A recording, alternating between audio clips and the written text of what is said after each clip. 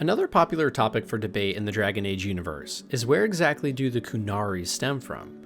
It's been hinted at multiple times in-game from different lore entries and character discussions with the Iron Bull specifically that the Qunari are actually descendants of a much more ancient race or set of people called the Kossith. The Kossith were said to have arrived in Ferelden sometime before the First Blight, and it is actually the Kossith themselves that apparently transformed into ogres we fight in-game when the Darkspawn tainted their blood. We know about this ancient and mysterious race from some hints in-game and out of game, like from a Bioware developer that in a forum post said the Kossith predated the Qunari from those across the sea. And what would you know, there's a lore entry in Dragon Age Inquisition that has the exact same name and reads, "It's clear someone has an interest in the Inquisition, someone organized, with ties to those from across the sea. We've eliminated the Qunari as the most obvious suspects. Nonetheless, knowing they're there does not tell us who they are, what they're doing, or why. They're clever, we know that, and they have resources." So it's pretty clear then that the Kossith did in fact exist and came from somewhere northeast of Thedas, but the question still remains of how exactly did the Qunari stem from the Kossith then in the first place? We know that Qunari themselves follow a strict doctrine called the Qun, and if they stray from it even slightly can become enraged and lose themselves, almost like a rabid dog bred for war. Well, what if that's because that is exactly what the Qunari actually are? Nothing more than a twisted science experiment to create a killing machine of sorts. Here, take a listen to some of the dialogue surrounding this from Dragon Age Inquisition. You know, Qunari hold dragons sacred. Well, as much as we hold anything sacred. Atashi, the glorious ones. That's our word for them. Atashi. Why do you think the Qunari think of dragons that way? Well, you know how we have horns. We kind of look more dragony than most people. Maybe it's that. But a few of the Ben Hasrath have this crazy old theory. See, the Tamasrans control who we mate with. They breed us for jobs like you'd breed dogs or horses. What if they mixed in some dragon a long time ago? What do they call you? A Qunari? Your blood is engorged with decay. Your race is not a race. It is a mistake.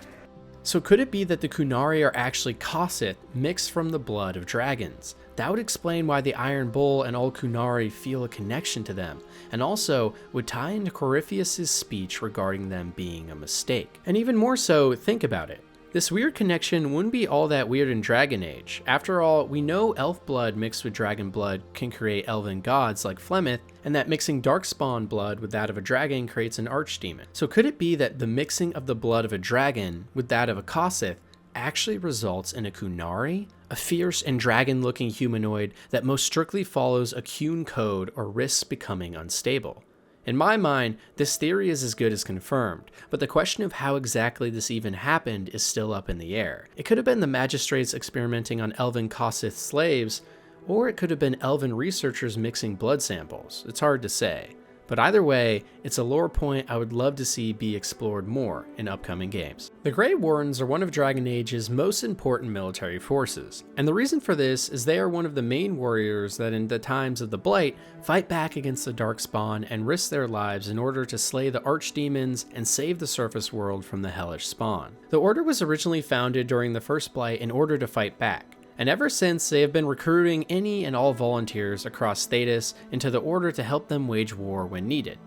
Because this order does not discriminate against any race or peoples, it's common that many subjugated civilians like city elves will seek to join in order to find a sense of purpose and fairness in their lives where otherwise there was none. But the scariest part about the order is actually some of its most closely guarded secrets that many outsiders don't know fully about.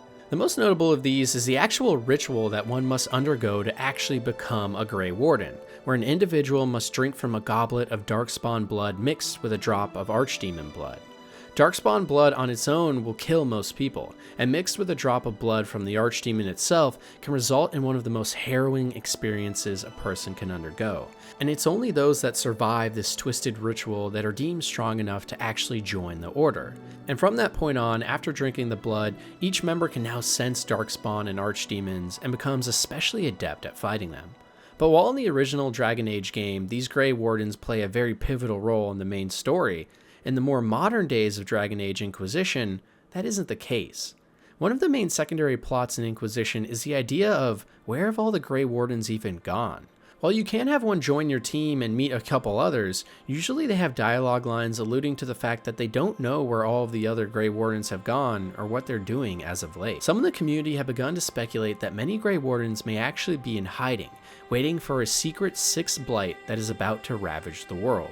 Could something like this come into play in Dragon Age Dreadwolf? And if it does, could it result in the famed Order of the Grey Wardens coming back once again in full force to save the world? After all, the leaders of the Order must be up to something after all this time in game we aren't seeing most of them. In time, we will surely figure out, but the even crazier and wild potential secret about the Grey Wardens that we can dive into right now is one that might have been under our noses the whole time. You see, we know that the Order was originally formed during the First Blight in order to combat the Darkspawn. But as to how exactly they were formed is hard to say. Some leading theories actually posit that the original formation came from the 7 Magisters of the Tevinter Imperium. But why would that be the case, you might ask? Well, that's where this gets really interesting. Because we know that one of the main goals of the 7 Tevinter Magisters was to usurp the Old Gods. It's why each of the 7 represented one of the Old Gods themselves, and why they all committed to the second sin of joining together physically into the Fade, the original cause of the First Blight. Or so it's argued in the Chantry and from the Maker. So if we know these Magisters had a vested interest in killing or taking over the Old Gods, wouldn't they then be the obvious ones who would create an order that sole goal was killing them? After all, remember that those archdemons that the Darkspawn summoned from deep underground to lead them are actually the 7 Old Gods that were banished underground by the Maker.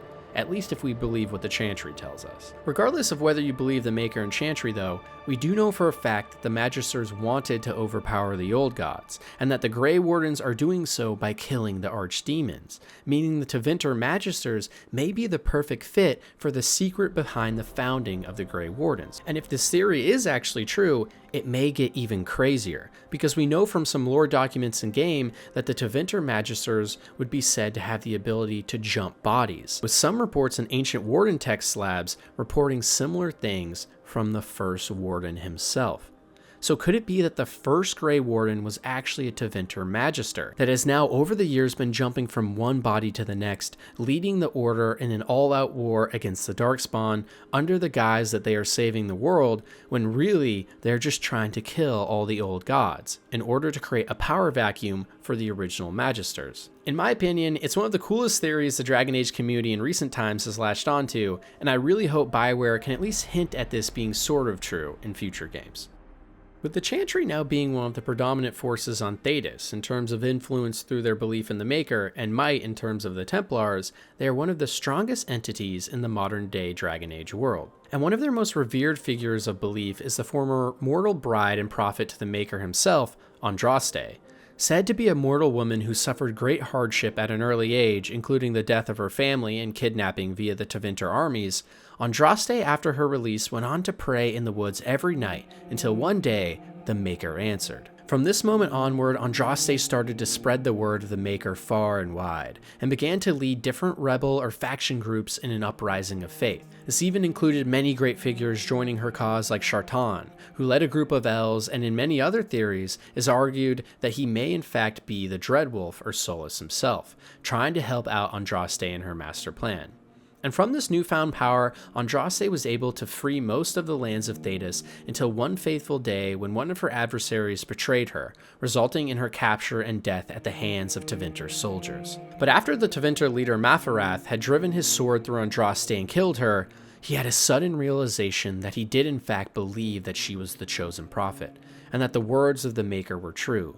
He even later wrote about this in a journal entry that ended with these words: "And she came to me in a vision, and laid her hand on my heart. Her touch was like fire that did not burn, and by her touch I was made pure again. Despair not," she said, "for your betrayal was Maker blessed, and returned me to his side. I am forgiven." So this in part resulted in Tevinter taking on the gospel of the Maker as well, but in actuality Andraste is one of the most hotly debated and theorized topics in all of Dragon Age, with seemingly endless lore and arguments to be made. Some in the community think that Andraste never even actually existed, and is merely a story told by the Chantry in order to make people believe in the faith of the Maker, while others argue that there's too much historical archives referencing her to write her off entirely. Other theories postulate that the elven Evanuris' very own Mythal may actually be Andraste, or Andraste's mother. This stems from the fact that, first of all, we don't even know if the Maker really exists, so were those visions that Andraste had in the Forest of the Maker actually him,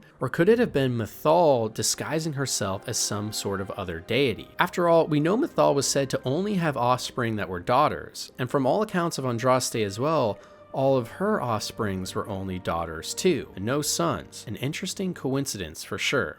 On top of this, both of their stories are similar, with Mythal also crying out to a force to save her when she felt weak as well. Their journeys are almost exact parallels of one another. Could it be that the story of Andraste is actually just a re-remembering of the life of Mythal herself that has now been co-opted in an attempt to lend credence to the idea that the Maker does truly exist? Maybe ancient human civilization in Dragon Age borrowed from some of the ancient Elven lore they saw before discarding it after all. But overall, maybe the most weird part about Andraste is just her connection with the Maker. Before her, the Maker wasn't even really talked about on Thedas, with the human tribes worshipping their own gods and the Tevinter Imperium the 7 old gods of ancient past. So for Andraste to just come in out of nowhere and announce that the most powerful being in the universe had spoken out to her, and that for the first time is making himself known, just seems kind of suspect to me. And the deeper you look into this mystery, the more and more it seems like something weird is going on here. There's a lot more than meets the eye. It calls into question the very existence of the Maker himself, or at least the version we know him as today. And for me personally, I think the Maker could actually be a veil behind which something much more unbelievable is going on, that we likely will never get the actual true answers to. While the lands of Thedas and Dragon Age offer some of the best lore and mysteries in any game, some would argue that the enigma of what lies outside of these known locations is even more intriguing. And one of these locations we have only heard small rumors of is the lands to the east of the Amaranthine Sea. Rumored to be devoid of any sentient species, all Theodosian attempts of colonization of the Eastern Front have resulted in splendid failure. But despite this, some legends still remain that tell of lands with massive former settlements the likes of which Thedas has never seen, with gold-plated structures that reach into the heavens and buildings the size of entire valleys. Most strange of all, though, the survivors of these expeditions that did make landfall apparently found that there was no one else in these structures, and quickly went mad with some unknown virus before clawing their own eyes and faces apart. This horrific gossip has made further expeditions across Amaranthine mostly a fool's errand, but that doesn't mean we haven't come into contact with beings that apparently are from the east. First of all, we already know that the Kossith likely stem from eastern lands originally, meaning there is something out there for sure. But even more damning in Dragon Age Inquisition, we actually can receive a report at the war table if certain conditions are met that reads, 3 outposts on the Navarian border were found abandoned with no signs of struggle and nothing destroyed or taken. But in every camp, this message: we hold your Inquisition in high esteem.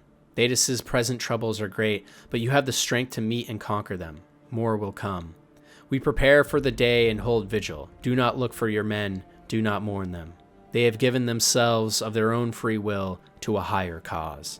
This begs the question, though. If some unknown Eastern force has somehow convinced our soldiers to join their side instead, what could possibly be more important to them than the journey we're on in-game? After all, the soldiers in the Inquisition are under the belief that they're fighting for essentially the next Andraste figure in history for their god Maker against a foe of unstoppable power. So either something even more unbelievable and crazy is happening to the east of Thedas, or a force is slowly starting to kidnap people and take them to a land full of unknown disease and abandoned megacities. Either one of these are really fascinating, and while neither will likely be explored fully in a new game, I hope future entries can at least shed some more light on what's beyond Thedas itself. Depending on who you ask, Sera is either one of the best or worst companions in Dragon Age Inquisition. She has a personality that you either love or despise, and in combat provides some useful utility as a rogue that packs a punch. But while on the surface Sera is nothing more than a happy-go-lucky and capable ally, there actually may be a lot more to her than we originally thought. Many players noticed that throughout their playthrough in Inquisition, Cole and Solas specifically had lots of dialogue lines directed to Sera, talking to her about the Fade and the spirit world, as well as her backstory, which is especially interesting given that Cole and Solas have a special connection to everything. So why would they be so keen on questioning Sera then? Well, one clue to the answer may lie in the tarot card that we see after completing her personal loyalty quest in-game. You see, after completing each companion's personal quest in Dragon Age Inquisition, the player receives one of these cards full of artwork and of the companion. But in Sera's case, the card we get has a very striking resemblance to Andrul's Valisline. For those of you that don't know, in Dragon Age, a Valisline is blood writing, or in other words, facial tattoos that elves don in order to embrace others. Andrul has special significance here because she was said to be the daughter of one of the leaders of the ancient Elven pantheon, or Evanuris. So could it be the reason that Cole and Solas are so interested in Sera is because she is actually a daughter of some great elven gods?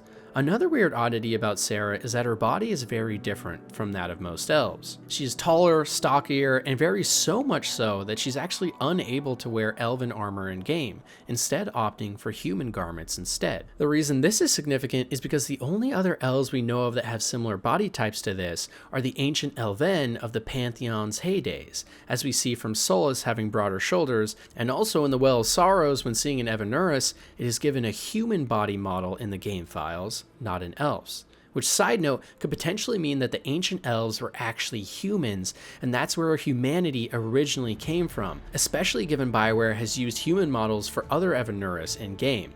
But I digress. It seems quite clear that what is being implied here is that Sera is in fact Andril, or some other ancient and powerful Elven. Or we are looking way too deep into this. But either way, something more is going on than meets the eye with Sera for sure.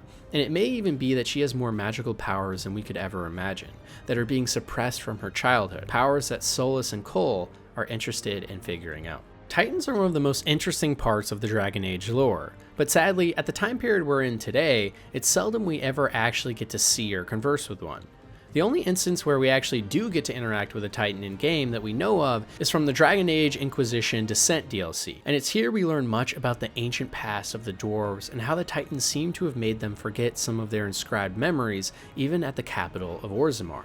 It's also implied here in some character dialogue that the Titans were the ones that potentially carved out the deep roads themselves, and it also explains why the roads themselves are so massive compared to standard dwarf stature. Where things start to get really fascinating though is a note we can find on the ground of the main questline of Inquisition in the Raw Fade titled Whispers Written in Red Lyrium. We are here. We have waited, we have slept, we have sundered, we are crippled, we are polluted, we endure, we wait, we have found the dreams again. We will awaken. This short yet haunting note is an obvious nod to the Titans deep below Thedas, and is implying that these long-lost beasts are close to waking up. As to what this would mean for the entire continent of Thedas, the ramifications could be enormous. After all, we know the Titans waged a bloody war with the ancient Elven already, and were said to be the original keepers of Thedas itself. We also know that there are many strange things going on with the Titans, like the fact that deep underground they have access to large areas that look like the sky, that dwarves are afraid of falling into. Could it be that the dragons and gods of ancient lore that were said to inhabit the sky were actually in this weird realm? And if that's the case, if the Titans are about to awaken from their deep slumber, now crippled and polluted, will they be bringing back the nightmares of Thedas past with them, unleashing the deepest and darkest secrets that the Dragon Age series has to offer? It certainly would tie well into Dragon Age 4, a game centered around Solas bringing back the past, but either way, something crazy is about to happen with the Titans, and judging on the little we have seen so far in the lore and games, it probably won't be good. The world of Dragon Age and Thedas at its core revolves around the Fade, the mysterious and ephemeral land that consists of raw and unwieldy power that can be siphoned off into the material world at its own will. At the center of this power vacuum lies the Black City, and atop its thrones whoever sits takes the power of Thedas itself, it is said. But what if that wasn't the case? What if the Fade in a way was a mind of its own, playing tricks on all of those who vie for its power, in its own sick game? In some of the writings of Andraste we can find this entry. Here lies the abyss, the well of all souls. From these emerald waters doth life begin anew. Come to me, child, and I shall embrace you. In my arms lies eternity. And lo and behold, in Dragon Age Inquisition, we do have the chance to find one of these Well of Souls, which beckons those looking for power to come and embrace its waters, only to subjugate their mind to its own will.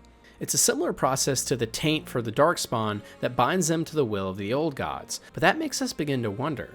If the old gods used to live amongst the world of the Fade itself, and the taint is the blood of the dragon old gods, could the taint itself actually be similar to what is happening with the well? Or in other words, could the Fade itself be pulling the strings behind everything going on, bending the will of all of those who take its blood or sacrifice, which would include the old gods, Solus, the Evanuris, and more? It's an interesting theory for sure, and would imply that there is in fact no throne that sits atop the golden or black city of the Fade, but rather it's a red herring meant to trick power-hungry individuals into their own slavery to the will of an unknown maker. It would also explain the importance of blood in the Dragon Age series, as any forms of tainted blood could be nothing more than the Fade's grasp over the material world being shown, and also shows why in Andraste's writings she beckons us to the wells, because she is at the will of the Maker, or in actuality, the Fade, who aims to enslave all.